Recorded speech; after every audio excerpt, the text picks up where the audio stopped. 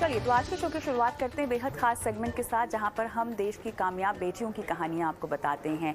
ऐसी बेटियां जिन्होंने न सिर्फ अपना नाम रोशन किया है, अपने माता पिता का नाम रोशन किया है, बल्कि उनकी ज़िंदगी की कहानी में कुछ ऐसे संदेश हैं जो कि हमारे देश की हर महिला, हर बेटी को प्रेरणा दे सकती है। और इस कड़ी में आज नवेली Deshmukh, youth ambassador NSS miss India winner हमारे साथ जुड़ गई हैं। नवेली, स्वागत है आपका इटी मनी बनो अपना फाइनेंस मिनिस्टर में।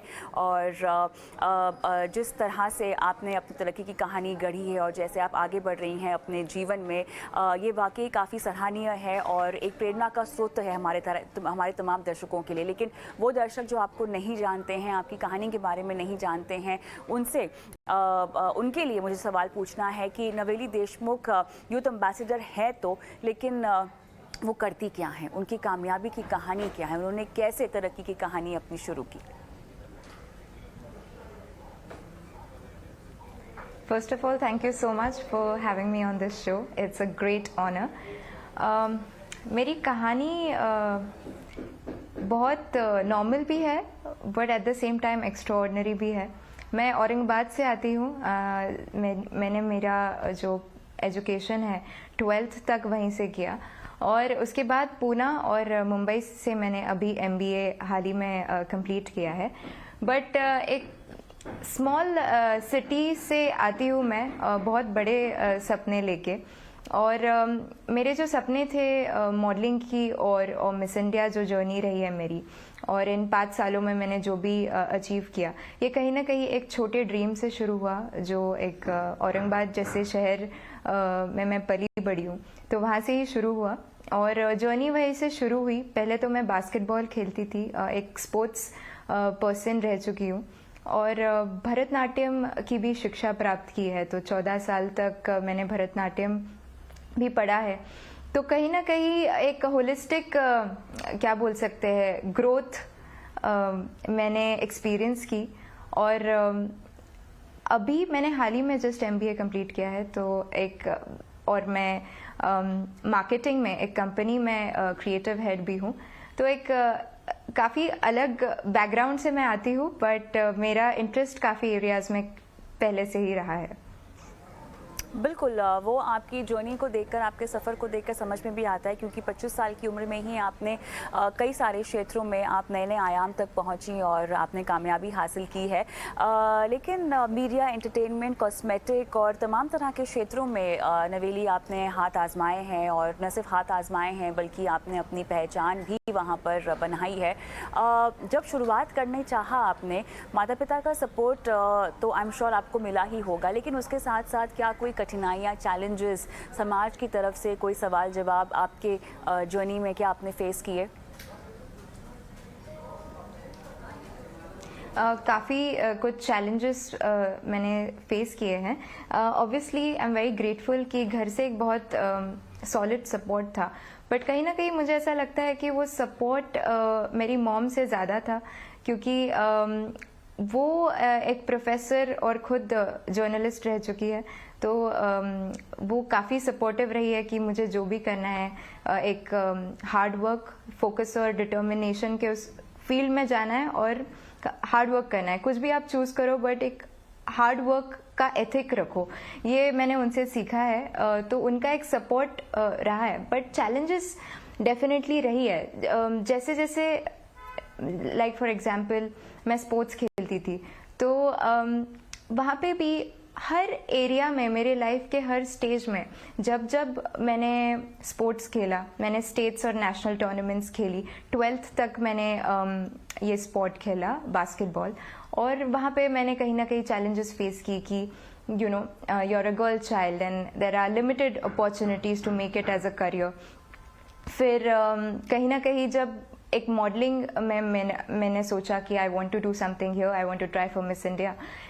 Definitely there were a lot of questions, because I come from a family where everyone is successful, but they are very academic oriented people. They don't know other fields, you know. Obviously now they're aware and they're very supportive, but initially it was very challenging for me to convince that I want to be part of this industry, because I am a very creative person.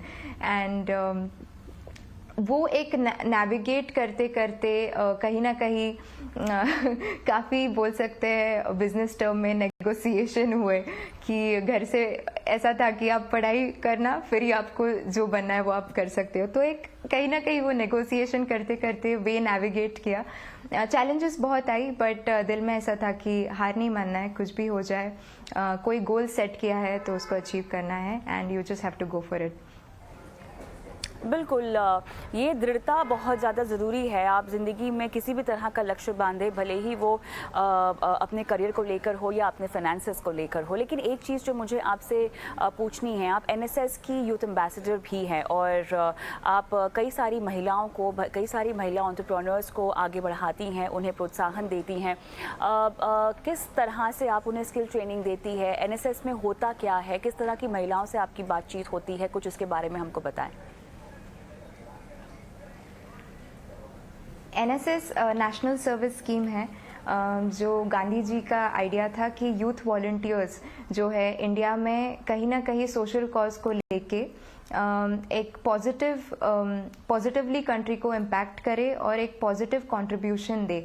तो एक कहीं ना कहीं एक social movement है, silent social movement कह सकते हैं, क्योंकि मैं महाराष्ट्र में पहली एनएसएस की ब्रांड एम्बेसडर हूँ और हमारे पास 10 लाख से भी ज़्यादा यूथ वॉलंटियर्स हैं जो कॉलेज स्टूडेंट्स होते हैं और हम अलग अलग विषयों पे काम करते हैं, जैसे विमेंस एम्पावरमेंट हो या ब्लड डोनेशन कैंप्स हो, हेल्थ केयर सेक्टर हो, सैनिटेशन या एंड हाइजीन या स्वच्छ भारत, ऐसे अलग अलग स्कीम्स को हम प्रमोट करते हैं। मोस्ट इम्पॉर्टेंटली हम विलेजेस में जाके ग्राउंड लेवल वर्क जो है वो करते हैं और ये बहुत इम्पॉर्टेंट है क्योंकि हमारा देश जो है सबसे पॉपुलेटेड तो है बट ये एक हमारी स्ट्रेंथ भी है और सबसे ज़्यादा हमारे पास यूथ है।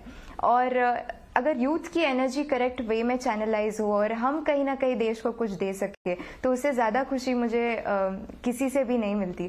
तो हम इन सारे स्कीम्स को लेके विलेजेस में लोगों तक पहुंचाने का काम करते हैं। सबसे करीब मेरे लिए जो टॉपिक है वो है women's empowerment.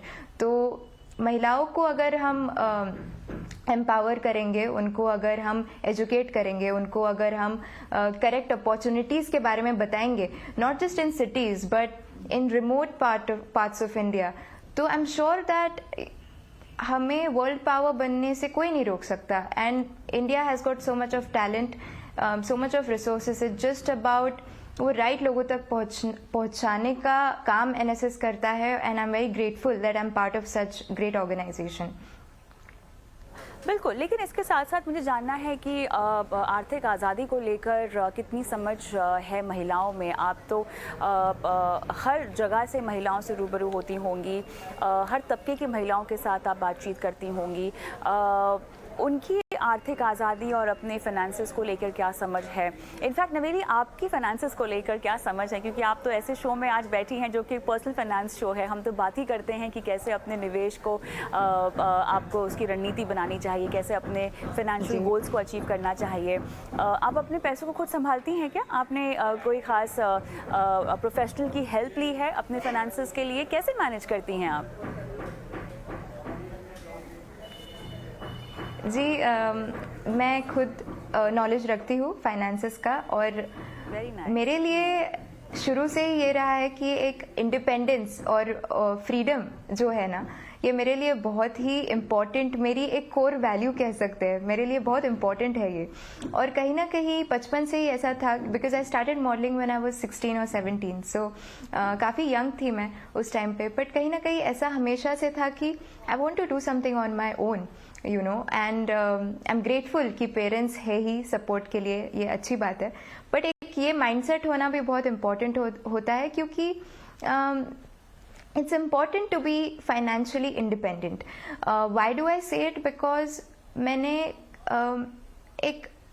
we can't deny that it is somewhere patriarchal society कहीं ना कहीं है और कहीं ना कहीं मेल डोमिनेटेड जो एक्सपीरियंसेस मैंने देखे हैं समाज में, या हम न्यूज़ पढ़ते हैं, या उसके बारे में जो मैंने स्टडी किया है, वो रेलेवेंट आज भी है। भले ही वो सिचुएशन आज के ज़माने में नहीं है, हम डेवलपमेंट की ओर बढ़ रहे हैं, काफ़ी डेवलपमेंट हो चुकी है, but there is long way to go for women, you know. और ये एक समझ बहुत बचपन से ही, जैसे मैं मेरा एक ऑब्जर्वेशन रहा है कि you know the head of the family is the man, the father figure, and he provides for everyone, and obviously you know there is that balance, but मुझे ऐसा लगता है कि अगर सब कहीं ना कहीं फाइनेंशियली इंडिपेंडेंट हो, स्पेशली विमेन, एक अलग आत्मविश्वास आता है, एक अलग आपको एक फ्रीडम होता है, एक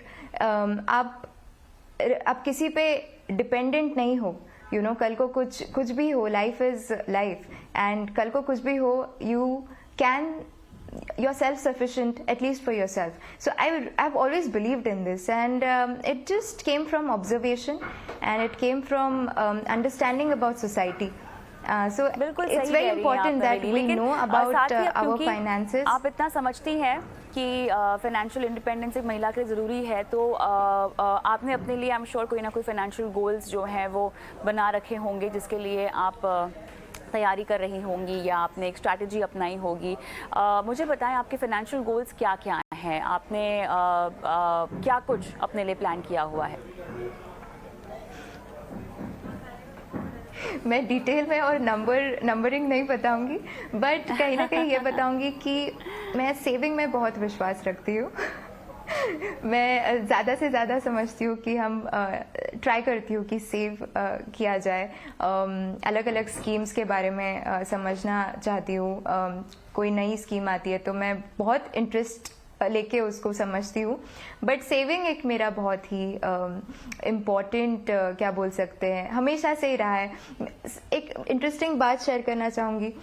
मेरा अकाउंट जो है बैंक में बहुत छोटी बचपन से था। मैं एक बैंक का नाम नहीं लूँगी, बट उन्होंने एक बहुत इंटरेस्टिंग चीज़ शुरू की थी, जो छोटे बच्चों के लिए उन्होंने अकाउंट किया था। तो आपको अगर पिगी बैंक के लिए कोई पॉकेट मनी देके जाता है बचपन में, तो आप वो बैंक में जाके सेव कर सकते हो, और आप जैसे ही बड़े हो जाते हो वो मैच्योर हो जाएगा, and it will be like normal account after U turn 18।